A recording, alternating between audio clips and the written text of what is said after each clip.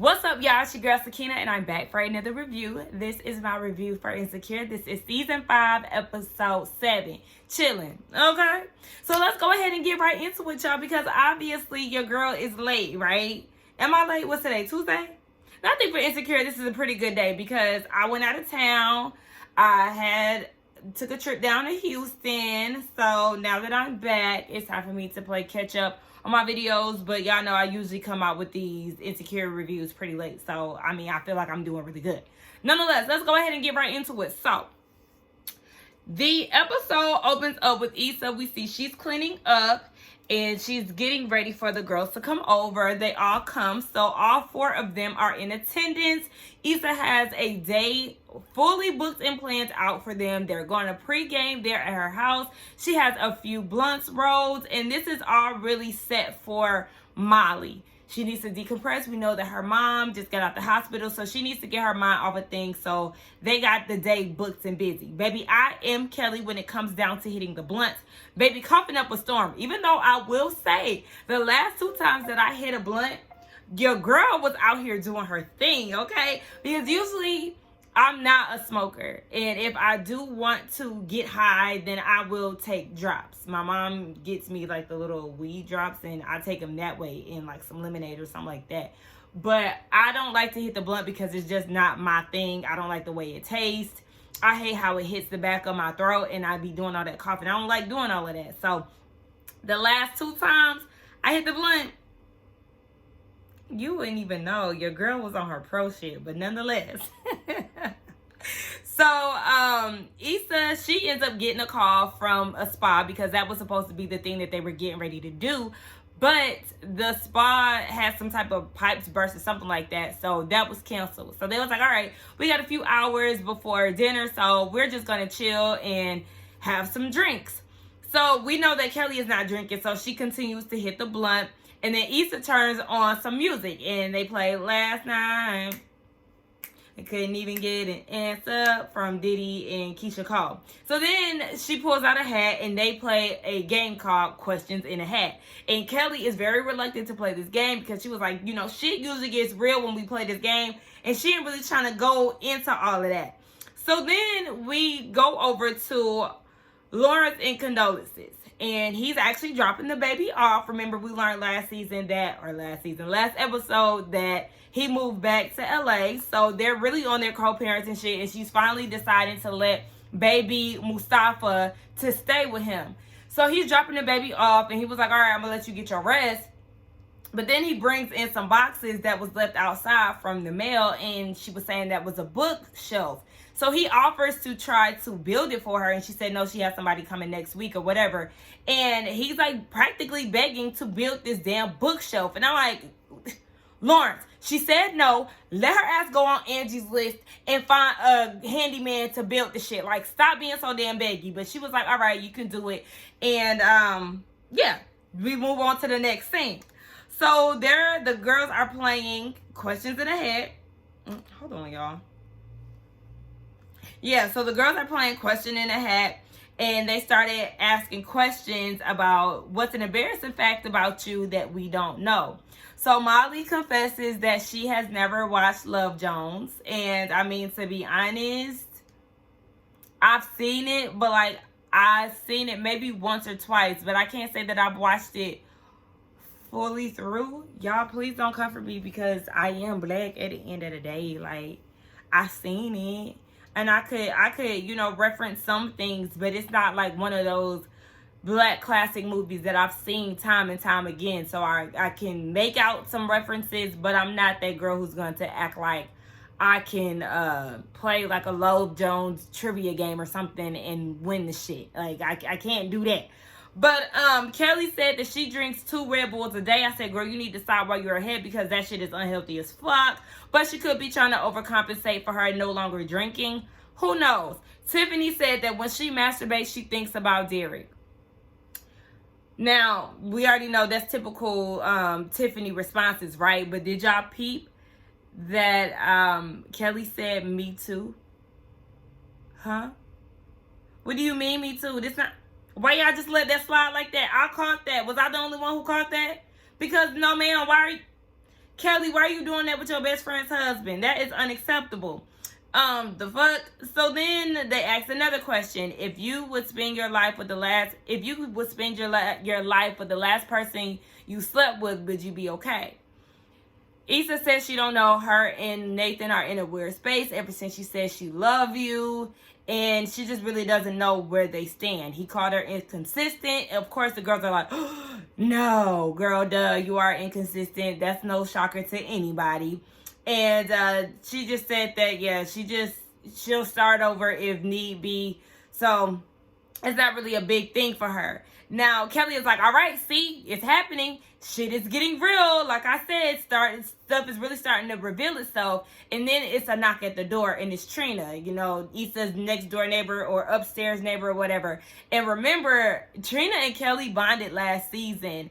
And obviously they have some beef going on because according to Kelly, Trina thinks that Kelly is a bad influence on her son. But Kelly is like, what if he's a bad influence on me? Like, hold on.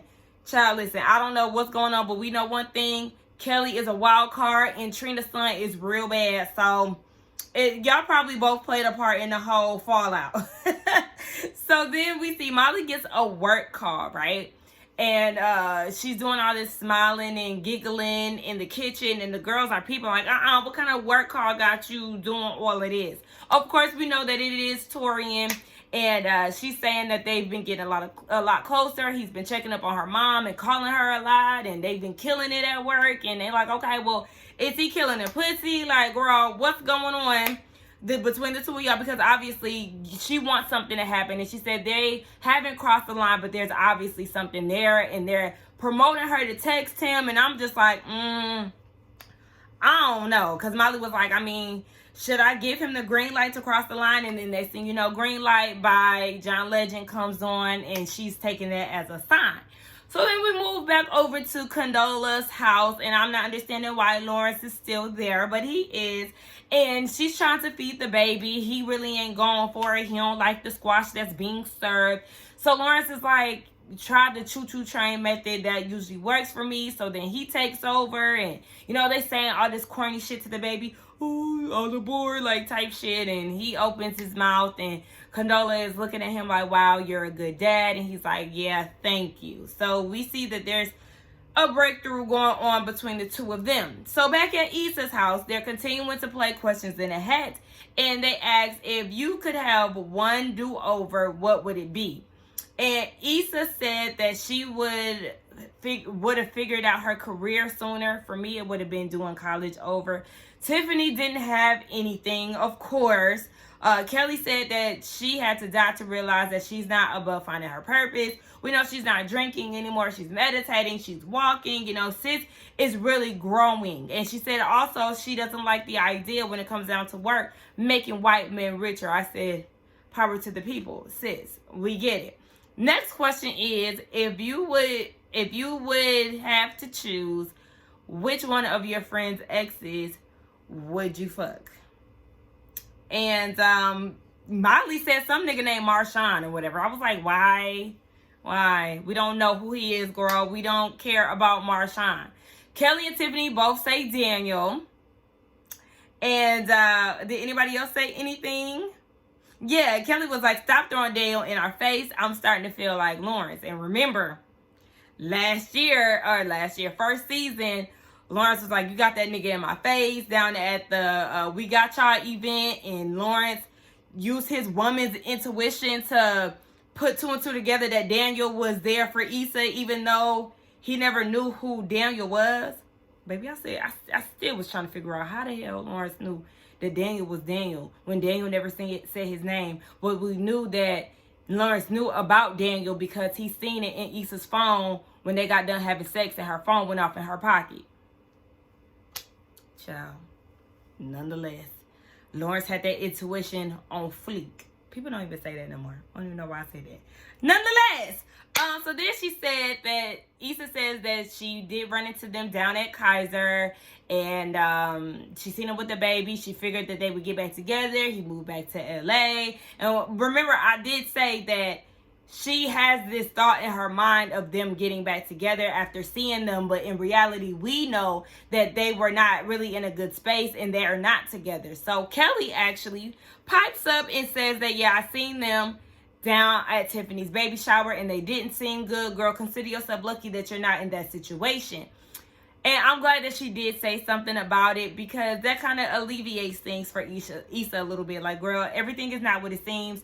You may think they're together, but well, I guess to Kelly, she probably does think they're together. They're just not in a good space. Whereas Tiffany, she probably knows the real tea and she's not saying anything, because remember, her and Condola are actually friends.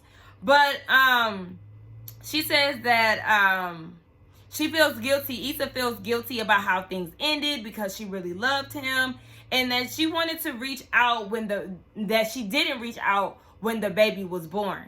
Both Molly and Kelly was like, girl, yeah, you did the right thing. So then here comes Tiffany. Well, sometimes it's not about the right thing. It's about the smart thing. So you think that it's smart for her to reach out to her ex to congratulate him on her baby when she knows she's still trying to heal and get over the whole situation as a whole?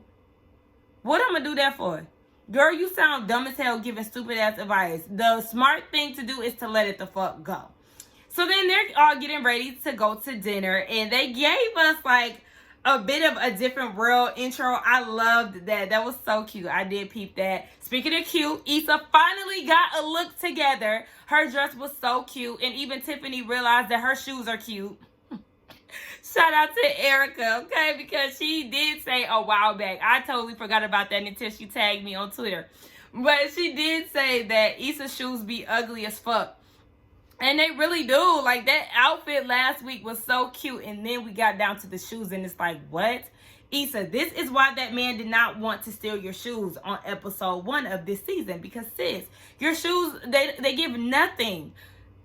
Anyway, she finally looks cute.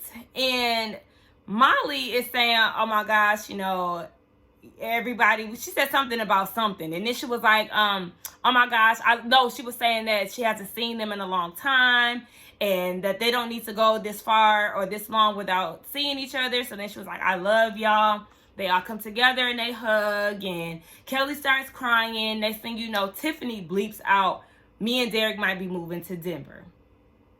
Kelly is feeling some type of way because she's just finding this out, and it happened like a week and a half, 2 weeks ago, because Derek got a job offer. He has family there, and she's thinking about having other kids, and just she's scared to have postpartum depression again. Like, it's just a lie. She said she didn't want to tell them about it because it would be too real. So Kelly is crying, and all the girls are worried. I could really get rid of my notes at this point because I stopped writing them. I pretty much am going off the top of my head. But, yeah. So she just started feeling some type of way about it. And, by the way, Tiffany looked really busted in this episode. I don't know if they did that on purpose, but, like, I didn't like the Adidas outfit, the 2 ponytails. Like, she just wasn't put together. I don't know if it's because she's a mom now, but, you know, I don't go with the narrative of you should be bumming it out because you look like a mom. I mean, because you're a mom. Like, it's bad mamas out here in the streets every day, B. So before they decide to cancel their plans, we actually go back to Lawrence and Condola, and we find out that things were rocky within the pregnancy time, and she actually thought about aborting the baby, and she said it was really a tough time for her, and Lawrence apologized. So we know that he obviously wasn't there that much when it comes down to the whole baby thing. So that kind of it gives us more of an understanding of why their dynamic is the way that it is. But she said that she just wants him to be happy, and he was like, yeah, I want the same for you too. And when she said that, I was like, he thinking about Issa, because remember, he did see her down at the hospital as well. They both made eye contact. So then the girls, they end up going outside and kicking it in Issa's backyard, laying out yoga mats and smoking their blunts. So then Issa was like, we should call touring. Sometimes dudes need a little push. And they get ready to do that. And then Kelly is saying that Daniel, I don't know his name, the guy from Queen and Slim, he was and from Get Out. She was like, oh, he in my DMs, even though she DM'd him first. And next thing you know, Issa is on the phone, and she's calling Lawrence, and Molly snatched the phone and hung up real quick. Like, excuse me, remember you said something about Nathan calling you inconsistent? here, this example right here, you're being inconsistent. Like, no, what good is that going to do for you to reach out to Lawrence? And I'm like, thank you. It's not going to do anything. And she was like, if sober you wants to call him tomorrow, then so be it. But don't be doing shit like that because you're under the influence. I'm like, thank you, Molly, for being the voice of reason, because there's no reason for her to call him right now. Like, girl, just let it the fuck be. So then the next morning, all the girls are leaving. And Issa gets a text from Nathan saying, hey, call me when you can. So she calls him right away. And he confesses to loving her as well. He said that he's always loved her, but he was scared to admit it. And he's done playing childish games. No, he ain't moving out of LA. And y'all know how I feel about it the whole time. Whatever. Like, I don't believe any of this shit. And I do not care. So, yeah, he ain't moving. He ain't going nowhere. They in a good space. They end up saying that they love each other again after, or before they got off the phone. So, she cleaning up. And what happens? What we all thought. Lawrence ends up calling her after she then got back in a good space with her man. And then she didn't answer the phone. So, that was pretty much it, guys. I knew that that was going to happen. The moment that she called him, I said he's going to call her the next day. And that's exactly what he did. Once we seen that she called Nathan, I said, Lawrence is about to be next on the line. And that's exactly what happened. So, this was actually a good episode. I enjoyed this one. We have 2 more episodes to go, y'all. I don't know. Is it 2? No, it's 3, right? Because, yeah, you got 8, 9, and then we got 10. Yeah, so we have 3 more episodes to go. I don't know what it's going to look like. Y'all know I don't know what next week is going to look like. So we'll just see. We got 3 more weeks of Insecure. But let's get down in the comments and talk, y'all. Don't forget to like, comment, and subscribe to my channel. And I will see y'all in the next one.